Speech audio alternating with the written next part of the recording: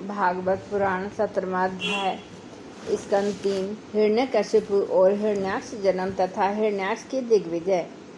श्री मैत्रेय जी ने कहा, विदुर जी, ब्रह्मा जी के कहने से अंधकार का कारण जानकर देवताओं की शंका निवृत्त हो गई और फिर वे सब स्वर्गलोक लौट आए।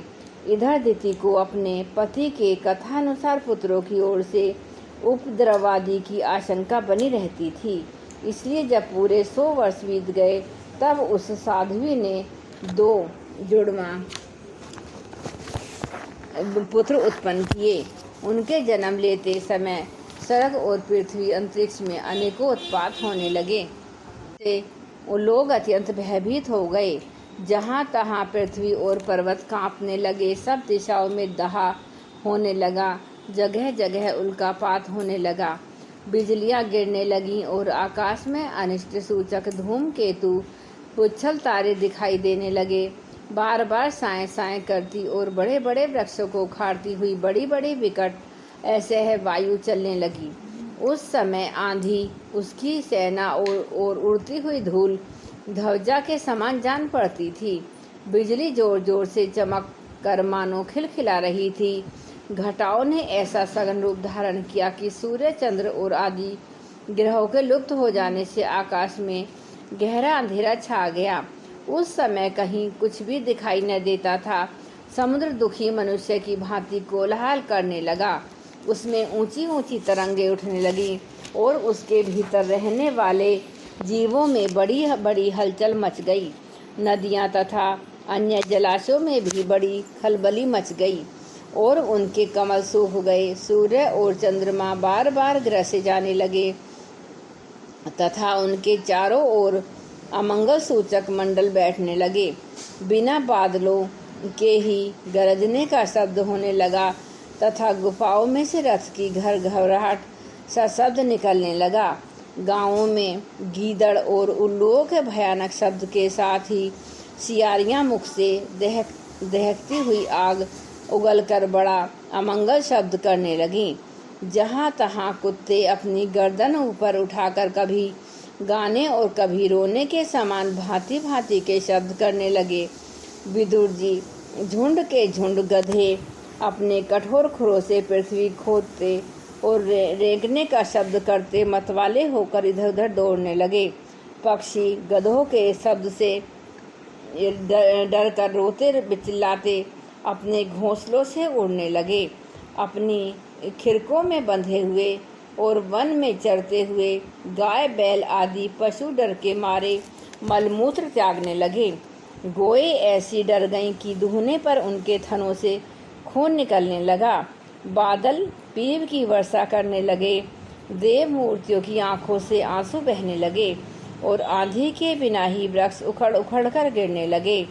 शनि, राहु आदि क्रूर ग्रह प्रबल होकर चंद्र, बृहस्पति आदि सौम्य ग्रह तथा बहुत से नक्षत्रों को लाकर वक्रपति से चलने लगे और आपस में युद्ध करने लगे। ऐसे ही और भी अनेकों भयंकर उत्पात देखकर सनकादि शिवा और सब जीव भयभीत हो गए तथा उन उत्पातों का मर्म न जानने के कारण उन्होंने यही समझा कि अब संसार का प्रलय होने वाला है। वे दोनों आदि दैत्य जन्म के अनंतर शीघ्र ही अपने फौलाद के समान कठोर शरीरों से बढ़कर महान पर्वतों के सदृश हो गए और उनका पूर्व पराक्रम भी प्रकट हो गया। वे इतने ऊंचे थे कि उनके सुर्णमय मुकुटों का अग्रभाग सड़क को स्पर्श करता था और उनके विशाल शरीरों से सारी दिशाएं आच्छादित हो जाती थीं। उनकी भुजाओं में सोने के बाबूबंद चमचमा रहे थे। पृथ्वी पर जो वे एक एक कदम रखते थे उससे भूकंप होने लगता था और जब वे खड़े होते थे तब उनकी जगमगाती हुई चमकीली करधनी से सुशोभित कमर अपने प्रकाश से सूर्य को भी मात करती थी। वे दोनों यमज थे। प्रजापति कश्यप ने उनकी नामकरण किया। उनमें से जो उनके वीर्य से दिति के गर्भ में पहले था उसका नाम हिरण्यकश्यप रखा और जो दिति के उदर से पहले निकला वह हिरण्याक्ष के नाम से विख्यात हुआ। हिरण्याकश्यप ब्रह्मा जी के वर से मृत्यु भय से मुक्त हो जाने के कारण बड़ा उद्यत हो गया था। उसने अपनी भुजाओं के बल से लोकपालों के सहित तीनों लोगों को अपने वश में कर लिया था। वह अपने छोटे भाई हिरण्याक्ष को बहुत चाहता था और वह भी सदा अपने बड़े भाई का प्रिय कार्य करता था। एक दिन वह हिरण्याक्ष हाथ में गदा लिए युद्ध का अवसर ढूंढता हुआ स्वर्गलोक में जा पहुंचा।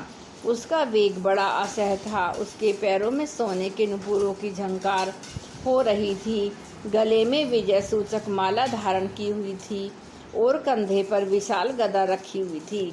उसके मनोबल, शारीरिक बल तथा ब्रह्मा जी के वर ने उसे मतवाला कर रखा था, इसलिए वह सर्वथा निरंकुश और निर्भय हो रहा था।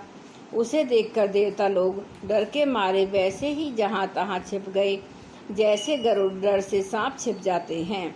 जब दैत्यराज हिरण्याक्ष ने देखा कि मेरे तेज के सामने बड़े बड़े गर्विले इंद्र आदि देवता भी छिप गए हैं, तब उन्हें अपने सामने न देखकर वह बार बार भयंकर गर्जना करने लगा। फिर वह महाबली दैत्य वहां से लौटकर जल क्रीड़ा करने के लिए मतवाले हाथी के समान गहरे समुद्र में घुस गया, जिसमें लहरों की बड़ी भयंकर गर्जना हो रही थी। ज्यों ही उसने समुद्र में पैर रखा कि डर के मारे वरुण के सैनिक जलचर जीव हक बका गए और किसी प्रकार की छेड़छाड़ न करने पर भी वे उसकी धाक से ही घबराकर बहुत दूर भाग गए। महाबली हिरण्याक्ष अनेकों वर्षों तक समुद्र में घूमता और सामने किसी पृथ्वी पक्षी को न पाकर बार बार वायु वेग से उठी हुई तरंगों पर ही अपनी लोहमय गदा को आजमाता रहा। इस प्रकार घूमते घूमते वह वरुण की राजधानी विभिवरीपुरी में जा पहुंचा। वहां पाताल लोक के स्वामी, जलचरों के अधिपति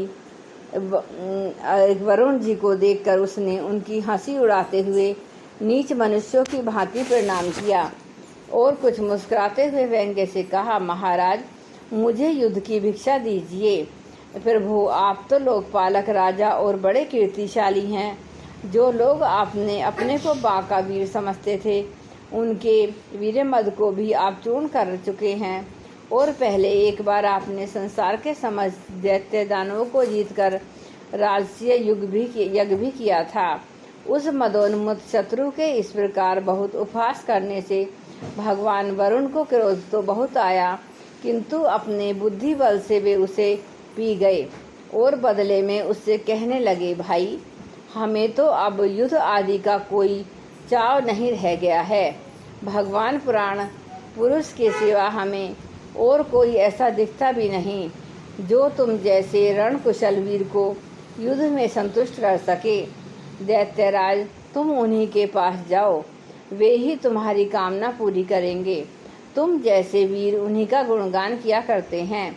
वे बड़े वीर हैं, उनके पास पहुँचते ही तुम्हारी सारी शेखी पूरी हो जाएगी और तुम कुत्तों से घिरकर वीर सैया पर शयन करोगे। वे तुम जैसे दुष्टों को मारने और सत्पुरुषों पर कृपा करने के लिए अनेक प्रकार का रूप धारण किया करते हैं। जय गुरुदेव, जय गायत्री।